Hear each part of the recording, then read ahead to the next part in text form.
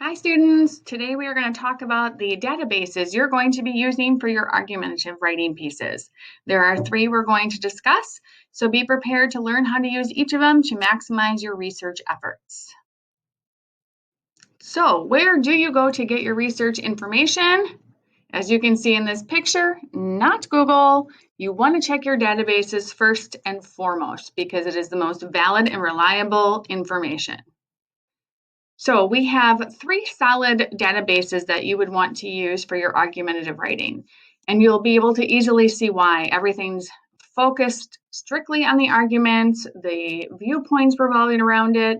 And the first one we're going to zero in on is the SIRS Issues Researcher, which as you can see has over 345 topics and issues that they are going to cover. So we're going to start off by heading to the library website, because this is how you'll get there.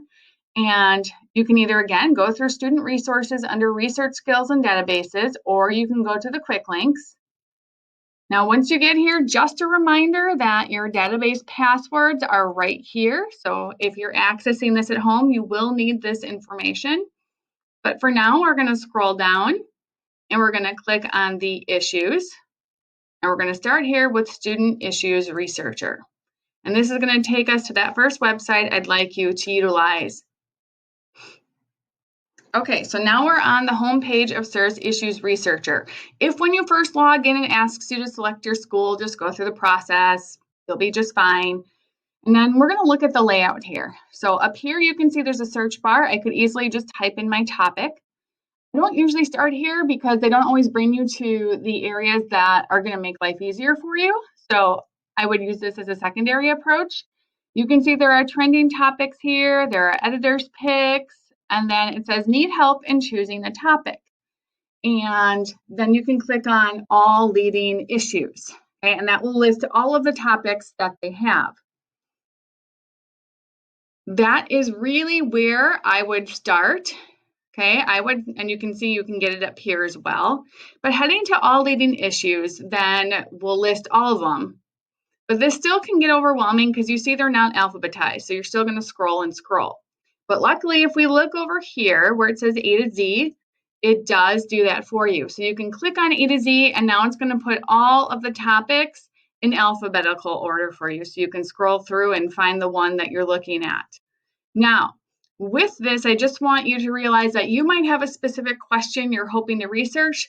Just because the topics here doesn't necessarily mean they're going to address the question that you're searching for. So just be aware of that as you're going through all of the topics.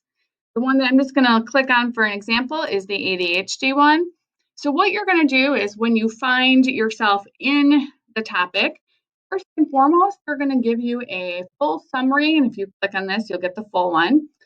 You can even have them read it to you. You're going to get a full summary, which provides you that background information on the topic that you're really going to need to understand the issue. As you scroll down, it's going to give you that essential focusing question. This is what they're going to address within their articles. Then what I love is they give you both viewpoints, viewpoint 1, viewpoint 2. So the side that's for and against this particular issue.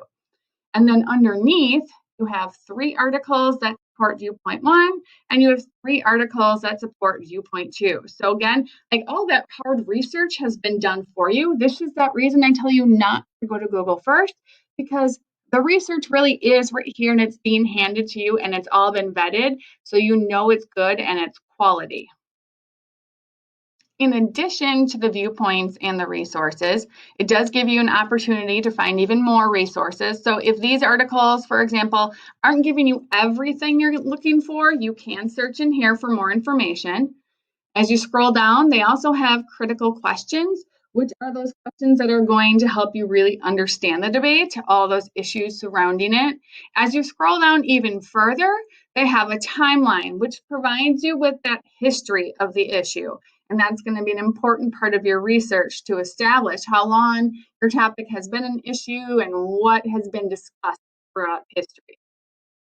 Now, if you decide to use this information on the website and you're going to use the document, then you're going to want to go back up to the top where you can see use this document.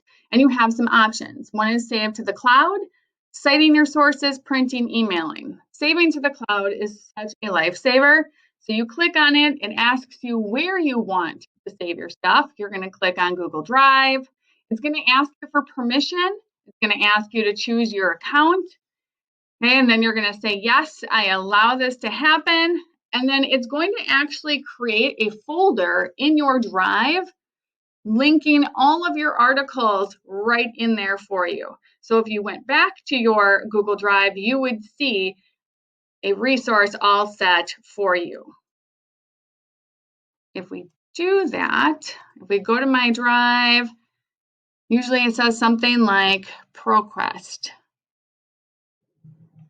So here you can see it is ProQuest SIRS Issues Researcher, and anytime I save an article, it's going to go right in here. And another nice thing about that is that I can go back here, click on the citation. I want it in MLA8. I'm going to copy this, and now I can go back to that article that's been saved for me, and I can paste it right in there, and I also have my citation, and I'm all set to go. So this is your first resource that you can use.